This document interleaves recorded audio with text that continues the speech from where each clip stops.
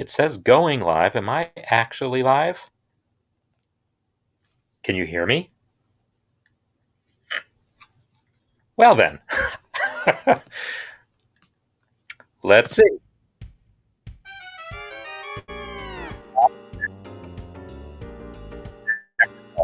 Never know. So, welcome to the MuseScore Café. My name is Marc Sabatella, director of the Mastering MuseScore School. And, boy, it looks like it's working. Sounds a little like it's working. So, all right then. Then who knows what that was about, but hopefully it keeps working, because last month's Ask Me Anything was kind of weirdly glitchy, and technology just is what it is. So this is our monthly Ask Me Anything session, and hopefully it just goes smoothly and my connection stays fine, despite the hanging message about going live, because that's supposed to turn into "you are now live," and it just didn't. So great. So as the theme says, this is Ask Me Anything, and so I'm here to answer your questions about whatever aspect of MuseScore you want, and I will just do my best. I want to get things started a little bit by asking you a question.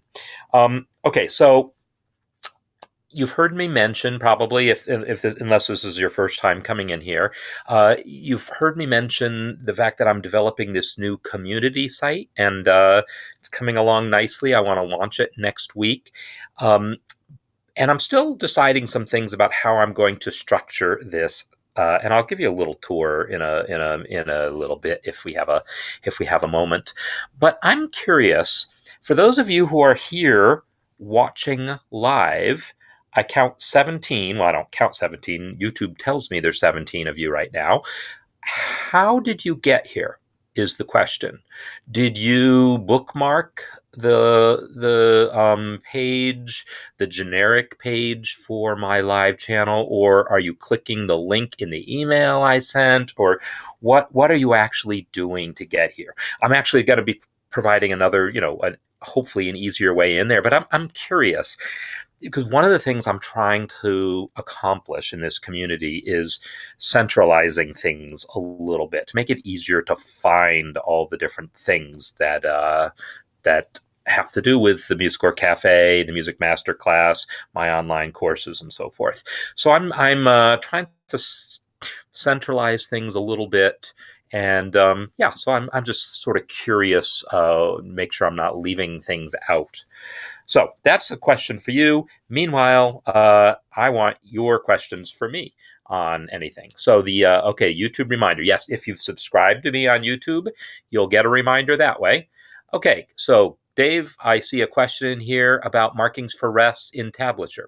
So this is actually a really good question about Tablature. So the thing is, let me first, for people who have never used Tablature, I guess I'll scroll back to the beginning of this. I'm going to add a tablature staff for guitar. Okay, I'm going to press I to go to the instruments. I'm going to select the guitar staff and then say add linked staff. And then I'm going to change the style to say tab 6-string simple. When I do that, you're going to see this here, which has the notes. There's not much to hear because it's a muted sound. It's chunka chunka chunka chunk. So that's okay. You don't really need to hear the notes. But you see the fret markings telling you to play on the 6th fret of that top string, the 3rd fret of the next string, the 3rd fret of the next string, etc., with no rest in there. This is how a lot of tablature is printed, and the idea is you probably are looking up a song that you've already learned. Maybe you've already heard it, like you want to get the guitar tab to the such and such of a rock song that you really enjoy, and you've heard that guitar riff a million times, you just can't find the notes. And so it's a lot of the target audience are people who don't essentially read music in a conventional way, but they are familiar with the song already. They just need to be told where to put their fingers, and they will figure it out from there. That is how a lot of tablature is written. So that is that simple style. But you'll see if I come back to the instruments dialog here, all I have to do is change. Let's see, does the common style shows at least rhythms by showing these stems and beams and things below the staff, but still no rests. If I switch to the full style, now I get rests. Now, you're not limited to just those three, those kind of predefined styles. So I'm going to go back to this style that's showing, because actually, let's look at this. The full style puts the rhythms right there on the staff, which is sometimes nice, but sometimes maybe it's not what you want. Maybe you really liked the look of the rhythms only below the staff, but you just want to also see rests. So what I can do is right-click the staff, go to Staff Part Properties, Advanced Style Properties, and somewhere in here, I guess under Note Values, is a place where I show rests. And boom, now I get to see the rest. So now I'm using that common style, but I'm also showing the rests. So yeah, depending on your background, I mean, historically, tablature was not for people who didn't read music. It was, historically, like in the Renaissance, that's just how string music was written, because the instruments were quite complicated. They have like many strings, more complicated than modern guitars. Anyhow, and tablature was a really practical way of writing for them, but you needed to show the exact rhythm because they weren't going to have learned the song from a recording back in 1500, right? So I don't know. That's something there. All right. So I see a question here from Larry and Chris about moving the page as it plays.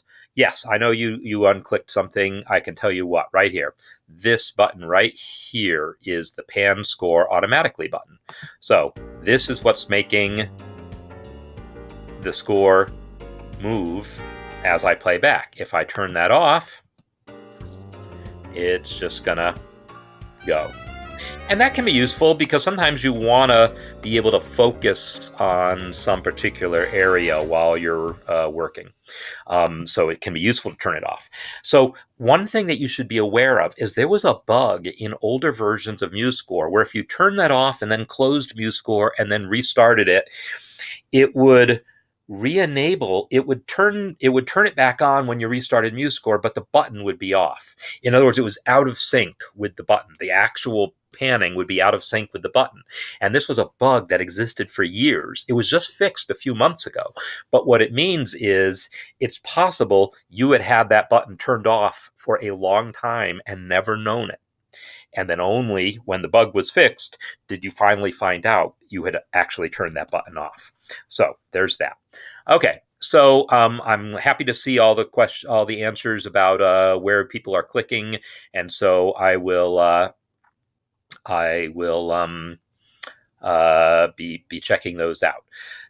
So I'm looking to see if there's other questions that I've missed. I see Dave's there, and I think that's probably it as far as Frank, interested in the Lego Blocks book you mentioned. Yeah, I don't think it's in print, but you might have to just hunt for it. There's a new Harmony with Lego Blocks book, and if it's I don't think it's in print, but it's probably possible to find something somewhere. The guy John Elliott, who wrote the tribute to Conrad Cork, has also published some music in this area. Okay, so now I see Ethan has a question about about having a big stack of sheet music. Are they valuable? Yeah. I don't know. I don't know the used sheet music market, but there's quite a lot of it out there. I would say a lot of it's going to have to come down to condition and rarity. So that I don't know the answer.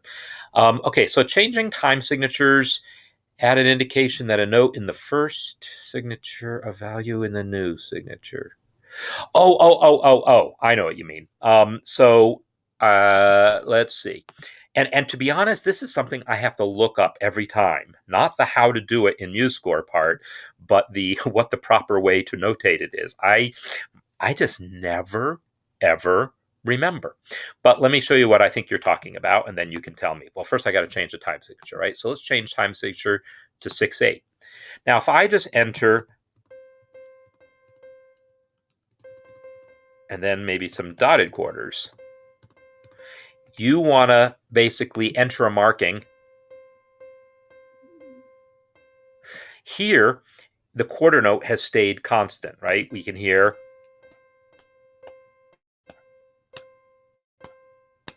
the quarter note has stayed constant. But often you might want it to just be a different subdivision, right? You want the dotted quarter here to be the quarter note there. In other words, you want bum, bum, whoops, I didn't mean to move that note, bum, bum, bum, bum, and then here you want, so this is bum, bum, bum, bum, and this you want to be bum, bum, bum, bum, bum, bum, bum. So you want this to be the same speed as that, for instance. Well, the way we're going to do that is we're going to add a tempo marking, and the tempo markings have those possibilities in them. But which one of these is it? I don't know. I'm going to say it's this one.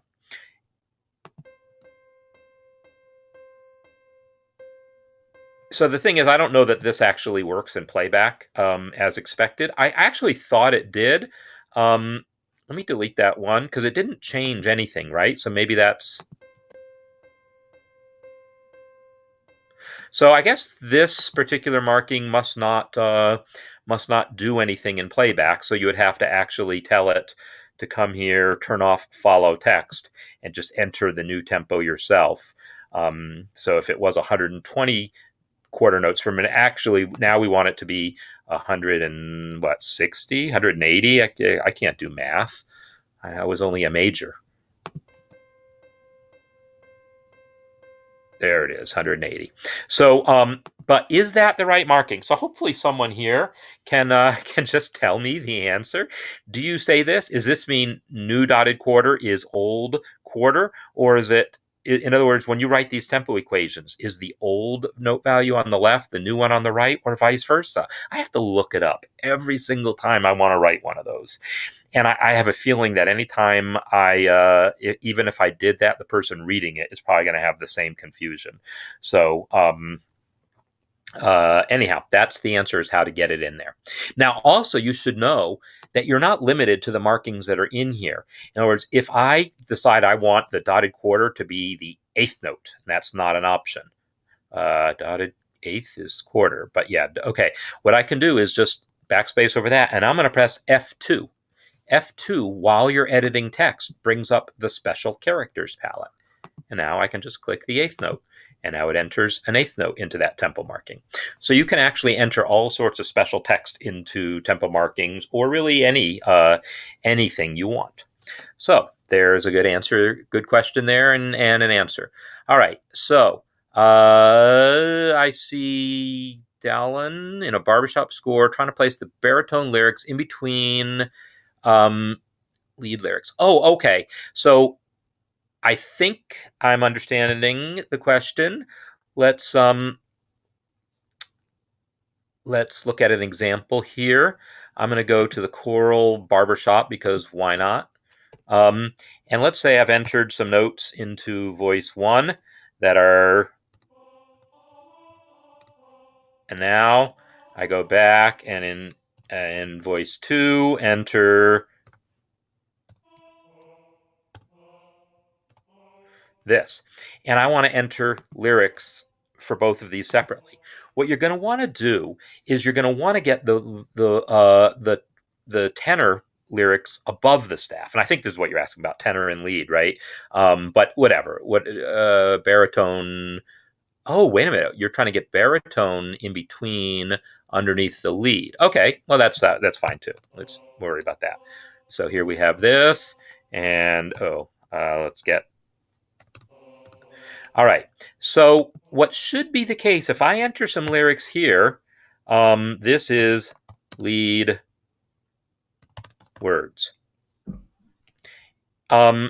Here, if I enter lyrics here, this is baritone baritone words. All right, now the baritone words, of course, I want to flip above the staff, so I'll select them, flip them above.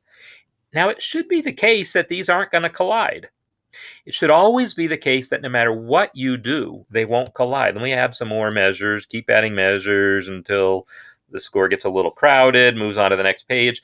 It should always continue to add space here, right? And in fact, the amount of space between here and here, between the lyrics below the staff and these lyrics above the staff, oops, I misspelled baritone. Not that it matters, but bugs me, right? That space is under Format, Style, Lyrics. This is the minimum bottom margin. That tells you how much space MuseScore is going to insist on there being below these lyrics. The default is 2. If I reduce it to 0, you can see now the lyrics actually touch, or at least if there was like a, somewhere here, there would be a J or something extending below the bass line that would just touch the B sticking above the here. So you can increase or decrease that margin all you want to get the spacing that you want. The default here is actually chosen not so much for this case. It was chosen more for if there weren't lyrics above the staff, but to make sure there were actually going to be, if there were going to be notes above the staff below. If you're actually going to have lyrics above, maybe you don't want that much space. Maybe you're okay with there being less space. So if you're writing barbershop, maybe you're better off reducing that value. But that's something you get to decide for yourself. So that's that should be the answer there. So let's say, okay, so Larry and Chris asking about the playback tempo at 65%. So 65% of what is the question? I guess you're talking about the play panel here, but the play panel here isn't global. It only is meant for like a temporary override on your score. In other words, your score has an actual tempo. This just gives you a way to override what that tempo is. So if you want your actual score to play at a specific tempo, then you should write the actual tempo marking in the score. Don't depend on the play panel to do that override. That play panel is only there to kind of practice with if you want to, or if you're want to hear the playback slower than the score really goes, so you can maybe hear if you've made any mistakes entering the notes. That's what the play panel is for. If you want to control the actual tempo of your score, don't use the play panel, use an actual tempo marking. That, after all, is what musicians playing your score are going to need also. So, all right, so I've got the playback turned up a bit here, and hopefully that'll be the right volume. I turn it down while I'm doing the intro, and then I need to remember. Okay, so let's see. So how do you change the quality of the playback? I would go back about a month and look at a whole session I did on sound fonts. So this is the default sound font, and it sounds like it sounds. But if I do go to View Synthesizer, I can then, on the Fluid tab here, I can add sound fonts. Now, by default, you don't have any other sound fonts. You'd have had to look up in the manual how to add these and select some others. But I've now added a whole bunch of additional sound fonts that I can choose instead of the default if I want. And for instance, here's one called Timbres of Heaven that I know a lot of people like for this kind of music specifically. It's kind of big, so it'll take a moment to load. There it is. And let's hear it now with Timbres of Heaven. Yeah, I don't really like that trumpet sound that much. Anyhow, more sound fonts to choose from. You can kind of pick and choose what you want. So there's lots of sound fonts out there online you can find. You can also connect MuseScore to a digital audio workstation. If you go to Edit, Preferences, I/O, you'll see there's the ability to set a MIDI output output device if you have one, or you can use the jack audio server, which will send MuseScore's output to another program like a digital audio workstation. So there's various different ways of getting different playback out of MuseScore. And again, I did a whole cafe session on that, so you might want to go back and find Sound Font Shootout, it was called. All right, I'm going to go back to the synthesizer window and unload this one, just because I don't need it. All right. Okay, so what else do I have here? All right. Isn't making space automatically. So if it's not making space automatically, there's a couple things that could be happening. Oh my gosh, what did you just do? So I think, oh, you must have just clicked. There's a thing that allows you to tip or send money. So maybe you just sent me 100 rubles. I don't know what, I don't actually know. But but thank you if that's what just happened. And if you didn't mean to, we'll deal with that later. All right. So the other thing about making space automatically is, notice I am in page view here, right? This is page view where you're looking at the full page. If you are in continuous view, it does add space automatically, but what you will find is there are glitches with it. I mean, see, as I add more lyrics, it's adding more space. That is something that didn't work up until maybe a year or two ago. If you were in continuous view, then it didn't know how to avoid the space between lyric, it didn't know how to add space for lyrics. When you were in continuous view, it would add a fixed amount and it wouldn't be enough. So we fixed that maybe a year ago. So maybe you're using an older version and you need to update. Otherwise, go to the support forum on musescore.org and attach your score.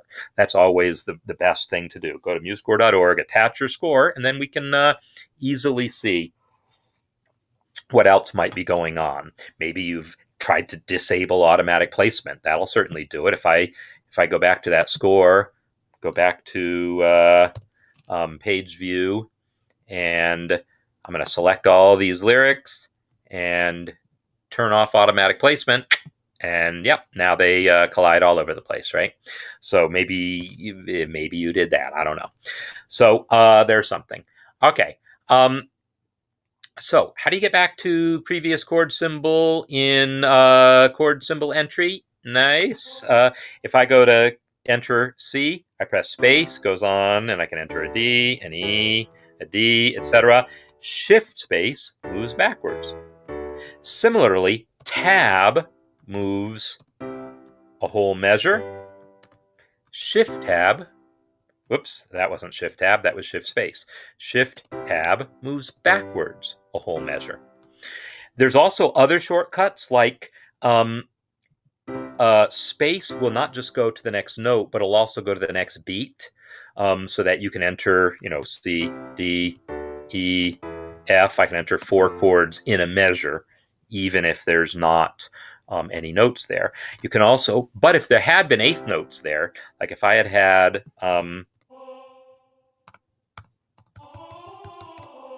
if I've got a lot of notes here, and Control K, if I press space, it's going to stop at every single 16th note. And so maybe I don't want that. Maybe what I really wanted was to just go to the middle of the measure. I want to go to beat 3. Well, think about, I'm basically skipping ahead a half note. So Control plus 6, because 6 is the shortcut for half note. Control plus 6 moves you ahead a half note at a time. So I can use Control 6 to easily add chords, a C chord, Control 6, a G chord. And this easily gives you 2 chords per measure. And then Shift Control 6 does not move you backwards, apparently, because it must be a shortcut for something else on my computer. But I think that normally works. But apparently it doesn't. Yeah, apparently, at least on my keyboard, that one doesn't work. I'm gonna have to figure out if that conflicts. If that maybe I've used that shortcut for something else, perhaps. So that's some about navigating in chord symbols. All right, let's see. So how do you copy only one line in a string quartet? So I'm not sure. I think you actually asked that on Facebook or on the forum, and I tried to answer, but I didn't really understand your question. So I would recommend you go back to wherever you asked and attach your score so we can understand better. But whatever you select, that's what it's going to copy. So let me show you a string quartet score here. Let's see. I've got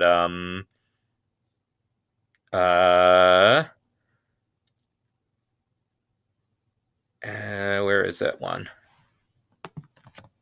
Here we go. This is a string quartet plus piano score here that I'm about to open. And if I want to copy, say, just these measures of the second violin part from letter A to letter B, I click that measure, shift click that measure, only those measures are selected. See, the blue rectangle is showing that only violin 2 is selected for just those measures. Control C to copy. And now I can go back to the beginning of the score and paste them into the viola part or whatever I want to do. Whatever you copy, whatever you select, that's what gets copied. So if you want to copy one measure, then select one measure. If you want to copy 8 measures in one instrument, then select 8 measures in one instrument. If I want to select both the violin 2 and the viola for those same measures, I can select by, again, I clicked the first measure of the violin 2 part, shift click the last measure of the viola part, and that draws the box around that. Whatever you want to select that. That's what will get copied. So if I copy this and then go to a new score here and paste, I get exactly that. I get the violin part, the violin 2 part, and the viola part. So it's mostly about how to select. So let's see. How do you get to the 10th page? Okay, so there's a lot of ways to move around. So the first thing to know is the most basic thing you should use is the mouse wheel. This is going to be your bread and butter that you use most of the time. That's what I'm doing here. Now, I don't have a physical mouse. I have a touchpad. 2-finger swipe is vertical scroll. And that's not just MuseScore, right? That's any program like here. 2-finger swipe is how I'm scrolling in here, right? Any program, 2-finger swipe scrolls. In any program that can also scroll horizontally, Shift plus 2-finger swipe scrolls horizontally. Again, not just MuseScore, pretty much any program, or Shift and mouse wheel. Some devices, like my device here, allows me to just swipe horizontally. Not all devices let you do that. But if yours does, you can do that. But Shift and then vertical swipe, 2-finger swipe, will scroll that way. So you can get a lot done just doing that. And then sometimes I will zoom out. Control minus zooms out, or I can use the zoom controls on the toolbar here. And that way makes it really quick to go right where I want. So that's something. But a direct answer to your question is Control F. Control F, if I type a number now, 10, will take me not to page 10, but to measure 10. This is actually, oops, I typed Q0 apparently. It went to rehearsal letter Q. Let's try that again. 10. It has now taken me directly to measure 10. This is measure 10. But if I type after Control F P10, it takes me to page 10. There's page 10. So P10 takes you to page 10. If you type a letter, it looks for a rehearsal name by that, rehearsal mark by that letter. So Control F for find, and then that.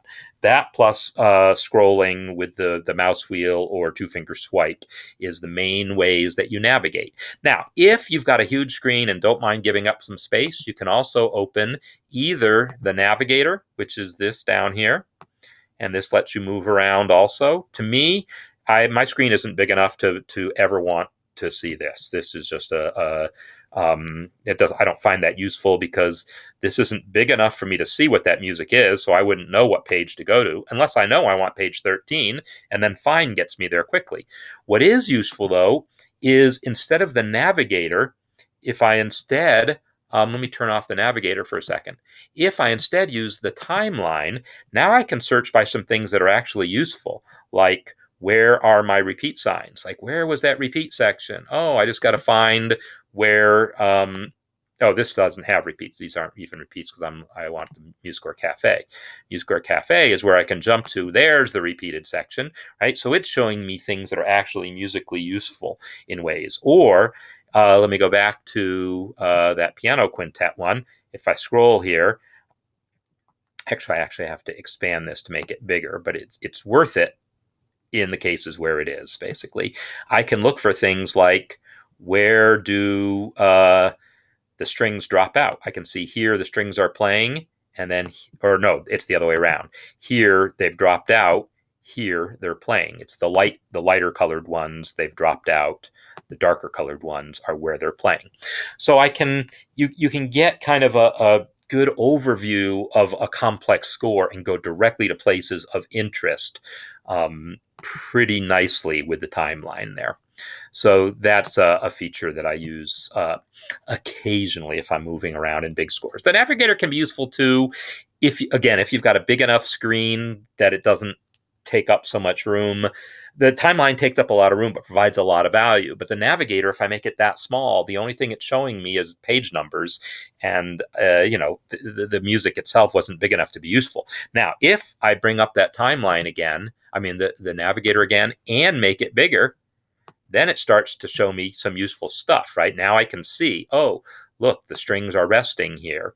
The strings are playing there. So it's possible to make use of it, but you definitely have to sacrifice a lot of screen space to get that to be useful, depending on the size of your monitor. So in any case, it gives you ways of moving around just by dragging this kind of rectangle that's showing you what's visible at the moment. So the navigator and the timeline both give you that capability. So what else we have here? The last chord rings. So that's a good question. So Lee has a question about chord symbol playback. And yeah, I know exactly what you're talking about. I guess what must happen is you have a chord symbol somewhere near the end of your score, but it's not really the end of your score. So you've got some notes here, and then for whatever reason, oh, I forgot we're not in 4/4. That's okay. For whatever reason, maybe there's more notes that don't have a chord. I'm not sure why you would have that, but it is the case that that chord is going to continue. So first thing to ask yourself is, how would a human know to stop playing that chord? The way a human knows is you enter NC. That's how you tell a human, stop playing chords. And then that'll also tell MuseScore to stop playing chords. So generally speaking, a chord symbol is supposed to remain in effect until you see another one. So if you've got a chord symbol and then there's no chord symbol following it, then humans are going to keep strumming that chord on the guitar, keep playing that chord on the piano. You're going to have to give them something to tell them to stop.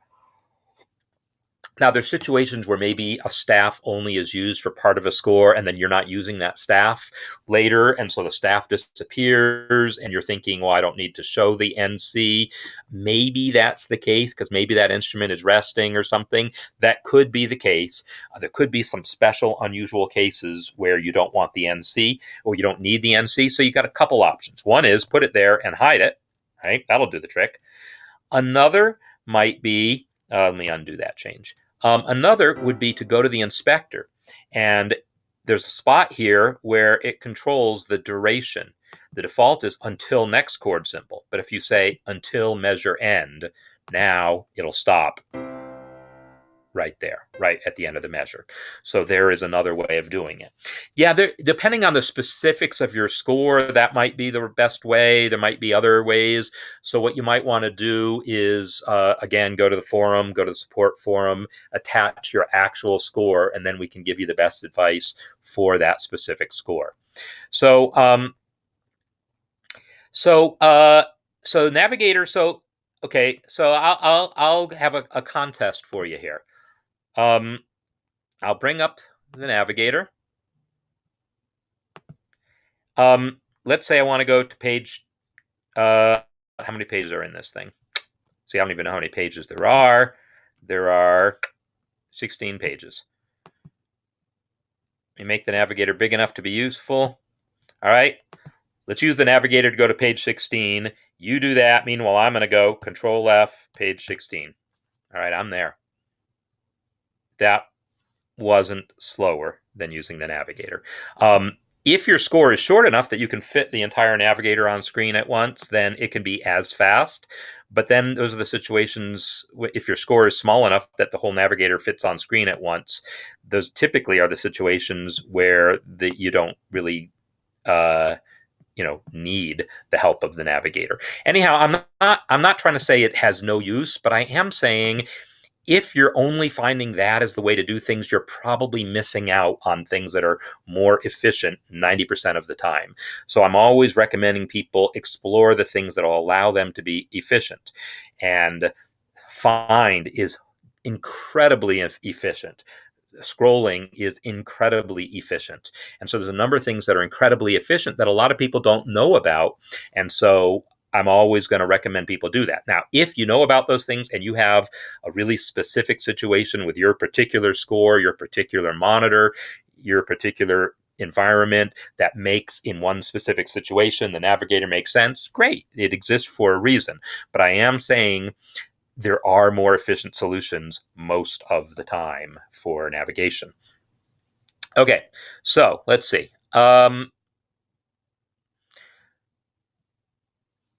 Let's see. Is there a way to launch a single instance on 2 or more screens?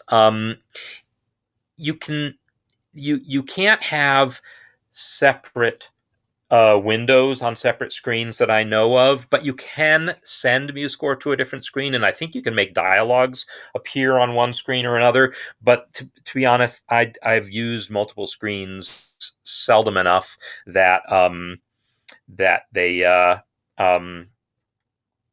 let's see, how would I put it? Yeah, I don't have good answers to that question.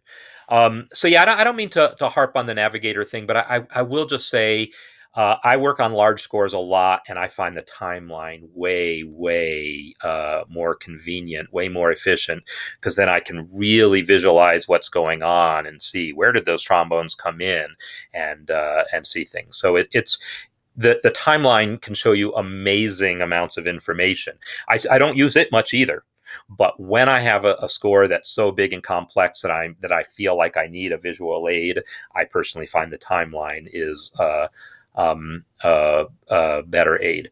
Okay, so but yeah, there might be situations where the nature of your score is such that the navigator is able to show you what you need. So I see Sam's asking about copying and pasting music without replacing chord symbols. So yes, you can.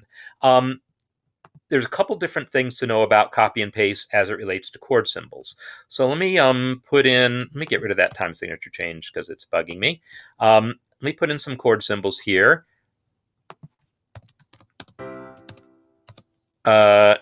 Actually, enter some more notes too. And I'm going to enter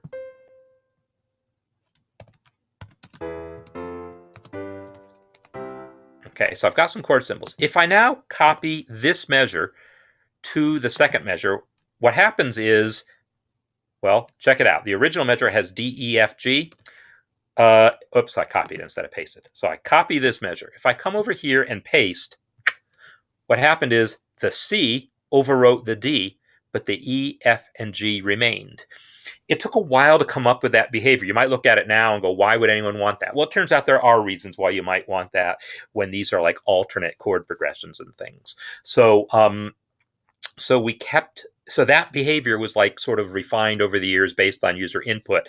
But what if you didn't want it to replace that D at all? Now, I'm not sure why you would want to do that, but maybe there weren't any chords here, right? If there weren't any chords here and you copied, then nothing gets replaced, right? So it doesn't replace chords. So normally you would kind of want it to replace the chords with this. But if for some reason you don't want that C to replace that D, then you could you could use the selection filter. Go to View, selection filter, and turn off chord symbols. So by turn off, I mean they are not included in the selection anymore. I've clicked a measure, but the chord symbol is not selected. So now if I copy and then come over here and paste, the chord symbol didn't copy, right? I should change the notes here so you can tell something actually happened, right? So if I copy this, again, the chord symbol is excluded because it's turned off in the filter. Copy, then come over here, paste. You'll see the notes copied, but the chord symbol didn't because it was excluded in the filter. So the filter is useful for things like that, excluding things from a copy and paste. Okay, so can you put rehearsal marks? Apps. Oh yeah, you can put rehearsal marks. Yeah, absolutely. I highly recommend them. They're super useful for the actual purpose they're intended for, which is rehearsal. So for me, as a director of an ensemble, could say, "Hey everyone, let's take it from letter Q," and then they all go to letter Q. But it's also great for navigating the score. If you know your own score and know, hey, that tricky part that I want to work on is at letter Q, then you can quickly go to Q using the find feature. F, Q. Oops, that found Q here in the here in the chat. But if I go to my score here and F, Q, boom, now I'm at letter Q. See? So rehearsal marks are great both for humans navigating in actually reading the music, but also for jumping around from place to place within a score. It does require you that you know what's at each rehearsal letter, though. Like, where was that one spot where I had that chorale within, or like, you've got a Beethoven Ninth Symphony. Where was the spot where the choir comes in? I don't remember if that was letter Z or letter Y or letter AA or what. So you might have to, again, the timeline will show you that really, really well. So, yeah, that's a great idea, Nick. I don't know if I pronounce people's names right, but documents side by side could be a really interesting trick for some certain things there, because if you can do this document side by side, now I've got two views, like two different scores, right, side by side, and then maybe you can use that across multiple monitors to do something useful. That could be, or I don't know. Actually, I might have missed the context. Maybe you're not talking about multiple monitors anymore. But let's see. Choose the page number to use in the foot. Oh yeah. To start with a page other than 1, you're going to go. So let's look at this score here. It starts with page 1, and I know that because here's page 2. If I go to Format, Page Settings, first page number 1. All I got to do is change it. Now it's 4. And so 5, and the next page will be 5. So if I make that change, you'll see, sure enough, my next page is page 5 instead of page 1. So so that's how you do that. I like questions that I can answer really quick. So does chord entry go with the beats of the note? So I was trying to show this, but I probably didn't do a great job of it. So let me slow down here.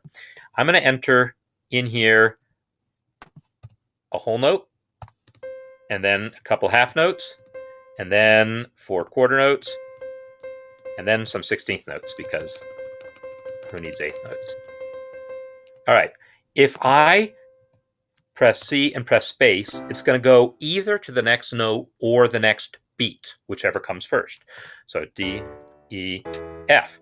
The same here with the half notes. C, D, E, because now we're on beat 3, F.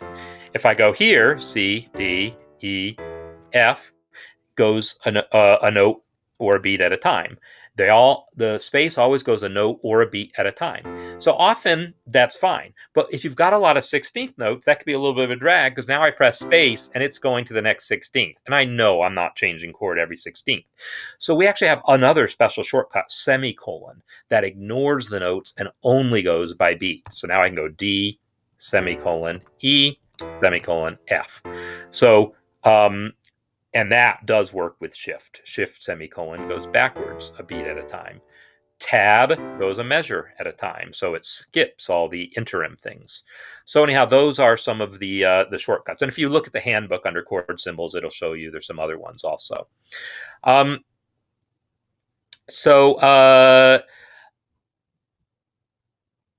if you want there to be chords every 2 beats, what you can do is the easiest thing I find, to be honest, is just semicolon, semicolon, and then I'm counting the beats myself. Semicolon, semicolon, C, semicolon, semicolon, because semicolon is moving a beat. However, as I said before, Control 6. So if I type C and then Control 6, because 6 is the shortcut for half note. Similarly, so I could enter G, and then I can go Control 4, and it'll move forward an eighth note. G7, Control 4, G, Control 4, G7, Control 4, right? I'm getting, what did I do? Oh yeah, because there's only 4 eighth notes left, right? This is on beat 3. Let's enter some notes here so we can see what's happening. Yeah, let's enter some quarter notes this time. So now you can see that when I typed Control 4, it was actually moving an eighth note at a time. Control plus a number moves that duration. So, yeah, I like the idea also of putting in dummy rehearsal mark. Dummy, not like they're dumb, but that they're not real. Like they're not ones that you would actually include in your finished score, idea 1 and things like that. That's a good idea, because then you can just quickly, you could write in, like if you've got a piece that at letter R is the fugue section of the piece, you could just type fugue as rehearsal mark, and then you quickly jump to it with the mark. So yeah, that's how to do it. So labeled sections, if you want to swap out sections, copy, delete. Yeah, that's how you do it. Copy, paste. Yeah, I could imagine there being something that could be more clever than that, where because especially if you're trying to copy and paste, and there's like different time signatures involved, different key changes, different repeats, and so forth, as you probably well know, that stuff doesn't copy and paste. So I could imagine something that was more modular. There's no plans for anything like that in MuseScore 4, but the whole idea with MuseScore 4 is they're re-architecting the internals of the program to make adding new features like that easier. So MuseScore 4 is going to have very little in the realm of new features. MuseScore 4 is going to look like MuseScore 3 functionality-wise, with a few little tweaks here and there, but it's going to be rewritten under the surface, so that MuseScore 4.1 can start adding new features, then MuseScore 4.2, etc. So right now I don't know of any plans to add that sort of modularity where you just move sections around, but there used to be something called the albums, and that was partially re-implemented last summer for the Google Summer of Code, but the way it was implemented didn't fit in with this whole new design, so that's all being reconsidered. But probably at 4.1 or 4.2 or somewhere, some version of this album functionality is going to come back, and that does let you easily rearrange sections of a score, movements, and so forth. So no, there was no MuseScore that had a copy and insert. There was an album feature, but it was extremely, extremely limited. It didn't do anything like what you'd be thinking about here, but it did help with putting songbooks together. But the version that was implemented last summer was a lot more sophisticated, and so hopefully whatever eventually comes after MuseScore 4 will be the way to go. So there's also a question about transposing, and I see an answer about the Transpose tool, but I want to show you a couple other things that are useful to know. First of all, the Transpose tool, if I select all this and say Transpose, and then say, I can either transpose by a minor second, and that will transpose, so now it's D flat, right? But maybe that's not what I wanted. Maybe I really wanted to go to C sharp. So instead of minor second, I have to think about what that interval is and say, oh, that's an augmented unison, because it is. Now that transposed to C sharp. Or you can go to the transpose and say, I just want to go to the key of C sharp, because I don't want to have to think about what an augmented unison is. I just want to pick my interval and go there. So that also works. So if the object is to really transpose the music, and when I did that, let me redo that for a second. Notice it transposed the chord symbols and everything. So if that's the goal, to literally transpose the music, chord symbols, key signatures, and all, transpose is it. However, if you just want to take those pitches up a half step, up arrow. Now they just went up, right? C sharp. So up arrow moves things by a half step, and then I can keep going. It'll do it with sharps on the way up, and it will do it with flats on the way down. So the arrow keys are nice for that sort of not true transposition exactly, but yeah, transposing of individual phrases, not transposing in the sense of actually changing keys. So so the album feature was it was a nice feature for a very, very limited purpose.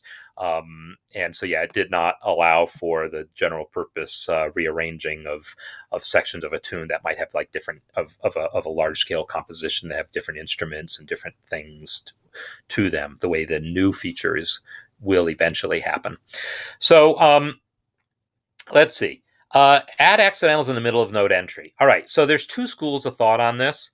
I'm going to show you my school of thought, and then I'll show you what probably should be the right school of thought.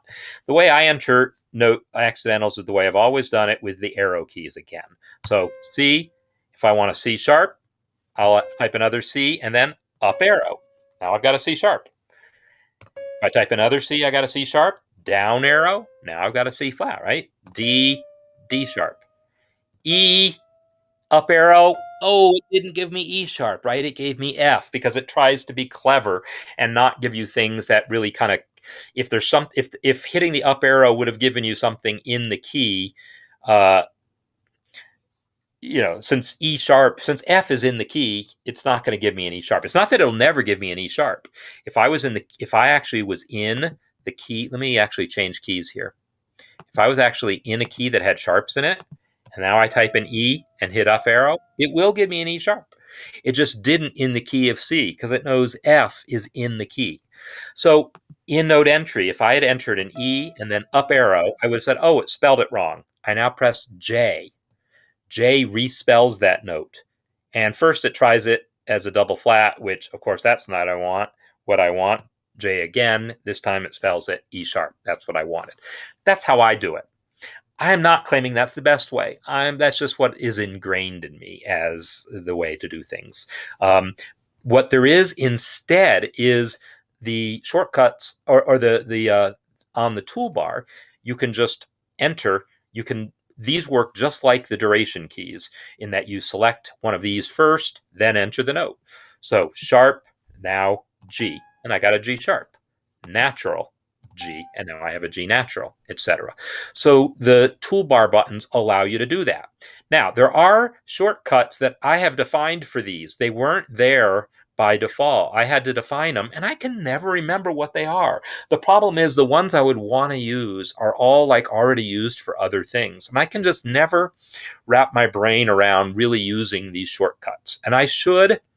I acknowledge that life would be better for me if I did, but it just hasn't happened. I'm too old and set in my ways. But what did I define here?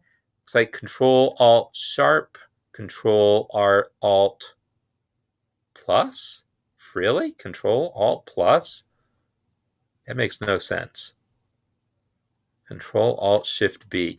Control Alt plus. Let's see. Control Alt plus. Now that's a lie. I bet it's Control Alt equals. That's the idea, because equal is the symbol for natural in the ABC language that I learned years ago. So I was trying to make equals work out as the shortcut, but equals is a shortcut for toggling automatic placement as it is. So so if you define some shortcuts, and by the way, if you've never seen that before, Edit, Preferences, Shortcuts. This is where I could define the problem is it's not spelled out as natural. So you can't search for it using natural. You have to like type the actual natural sign, which is kind of a silly thing. But if you type accidental, Oh gosh, that's not it either, right? It's hard to find these dang things. So how about add? Is it add? No, it's something else. Yeah, I don't know. I don't know how to find the dang things. How about note?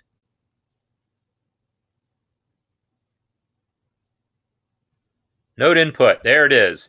Haha. So these are the shortcuts. So if I could customize these. I click this and I could define and click define and then type a new shortcut. Someday, I'm sure I will do that. Maybe MuseScore 4 is going to finally have some default shortcuts that make sense there, and then I'll learn those. So anyhow, that's a thing. Okay, so let's see.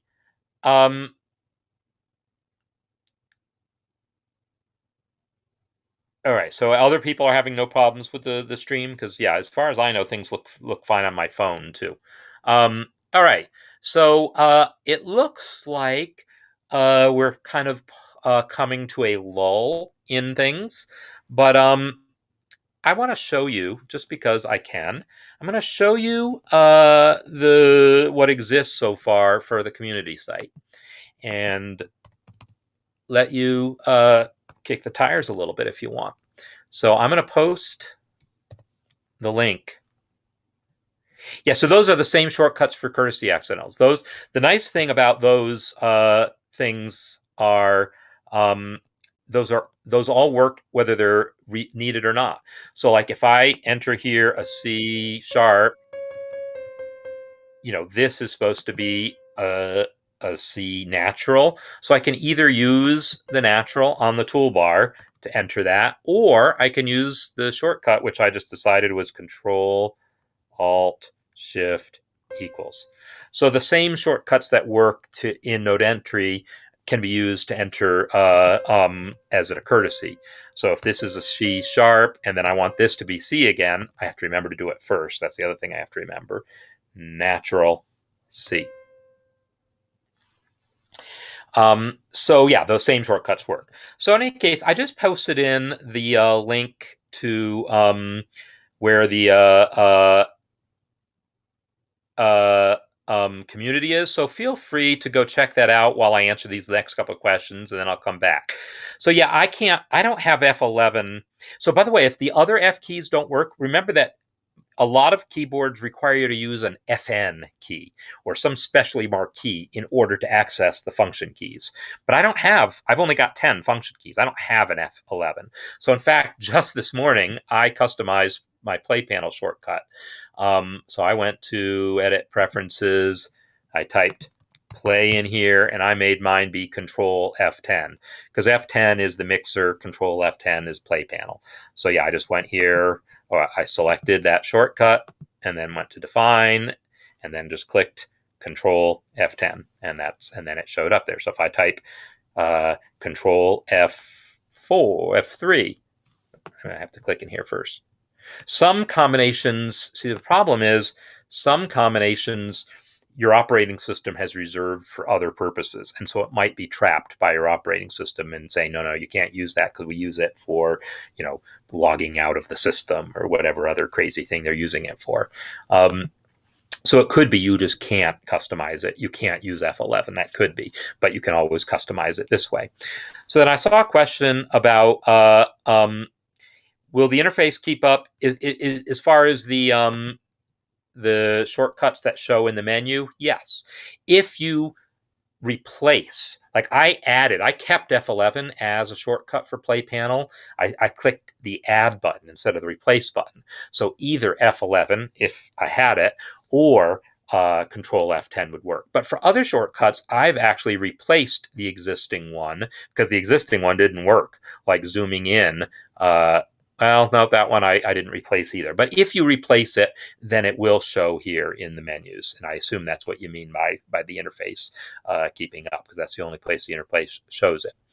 So for mandolin tremolo in general is a palette here. And if you're not, let me close the selection filter. If you're not already in the advanced workspace, you might be in the basic workspace. Make sure you're in the advanced workspace. I created a custom one called Café, so I can do customizations and things and not mess things up. But you select a note and you go to the tremolos palette, and then you pick. Technically, you should use the 3-stroke tremolo. That's what's called an unmeasured tremolo, and in principle, just means strum as fast as you can. It's literally going to be 30-second notes, and it might not really sound as great as you want. You might think, hey, it sounds better if I use the 4-stroke tremolo. Because now it's actually playing 64th notes. But even so, at a slower tempo, neither of those are going to sound that convincing. So you might want to put one in there and then make it invisible, right? And then add put the 4-stroke one in, and then use the cymbals palette. I'm going to press Z to display the cymbals palette, and then go to tremolo and grab the 3-stroke version and add it just as a cymbal, and then kind of move it in a position. So anyhow, that's something you can do if you're really concerned with getting it to play back better, and you think the 3-stroke doesn't sound fast enough. But anyhow, tremolo palette, that's how you do these things. Return to the beginning. Home, the home button. If I press home, there it is. If you don't have a physical home button, it's FN left arrow on pretty much any keyboard that doesn't have a physical home button. So let's see. Okay, good.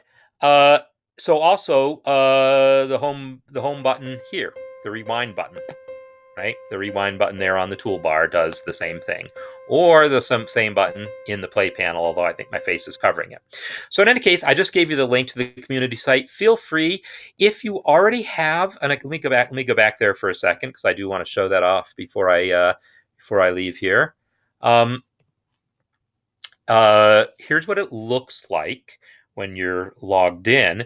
And I'm not logged in here. Let me log in. When I log in, I think it's going to show you something like this that says continue with Mastering MuseScore, because if you already have an account on my site, because you've already enrolled in a course, including the free ones like the masterclass, just clicking there will just hook you up. It'll just find your account, and if you're already logged in on Mastering MuseScore, it'll just do the right thing, and now you're logged in on the community site. Even when I wasn't logged in the community site, you can still browse around and see things. You just can't post. But once you're logged in, you can post. So I'm still in the process of tweaking this, but I encourage you, go ahead, start browsing around. Go ahead and log in and post some places. It's not done. I've got a list of spaces here where this is where discussions will happen. So and I've got a place here where you can easily see how to watch the music masterclass, right? It just takes you right there. Or, hey, let's watch the MuseScore Café here. Can we watch ourselves right now? Let's find out. I bet we can.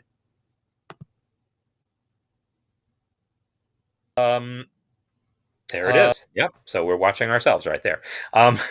So in any case, this will be a place where you can easily get to there. And then there's spaces here. And my plan is to have, most of this content free, but to have some content where I want to encourage membership, because I'm trying to cut everything else out of my life that I was having to do previously to make a living, and be able to focus on what I'm doing. That's why I offer courses, but why I also do things like this for free, because I love doing things and making available for everyone.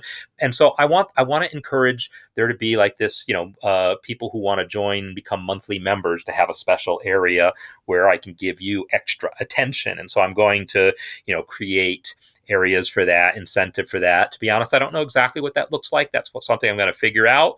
But my intent is that a lot of the basic content here is just going to be free content that anyone can access. So in any case, check it out and go for it. So so there you just discovered Control Home does the job. So FN left arrow is home on any keyboard. FN left arrow. So my Chromebook keyboard doesn't have a physical home button either, but FN left arrow does it. My Windows keyboard does have a home button. FN left arrow also doubles as a home button, so it's pretty much universal. Okay, so I think I've caught up with the questions in here. So I think what I'm going to do is the natural symbol on the menu bar. Yes, it will. Again, if you replace them, if you actually because this is a custom one. That wasn't a default one. That was I customized that, and there it is showing up in the tooltip. So you're already seeing the fact that it did show what it needed to show. All right, so again, we've hit kind of a place where I feel like I've answered the questions that are here. We haven't had any more technical glitches, so I'm going to call that a win and sign off for now. So thanks everyone for being here. Hope you had a good time at our Ask Me Anything session here of the MuseScore Café. Please join us for the music masterclass tomorrow, where we're just going to look at your music and music that's been submitted.